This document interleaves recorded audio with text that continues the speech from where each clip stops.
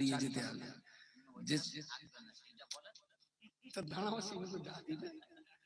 এখন সংসার হয়ে গেছে বড়, সব কাজ সবাই যে করবো সেই পজিশন আর হবে না।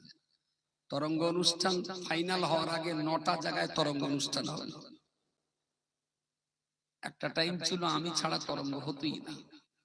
এখন ছেলেপিলে পুকুরি ঘাট ধাক্কাতে লেপিয়ে দিছে, ডুব মার, পানি খা, জয়জাপুর ডুবে যাচ্ছে, টুকুস করে তুলে আনলে।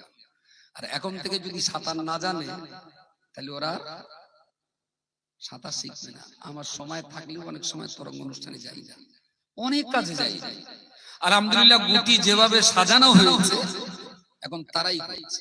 আজকে ছিল আমার বইকারা, যেহেতু আমার গ্রামের দিকে তাকিয়ে ঘন্টা 2 সময় দিয়েছি। তাও সকালে একটু উদ্বোধন করে অফিসে চলে গেছি, সন্ধ্যাবেলা আগে আবার শেষ। সারাদিন ছিলাম, ওরাই চালাক, আমার চালাতে হবে তার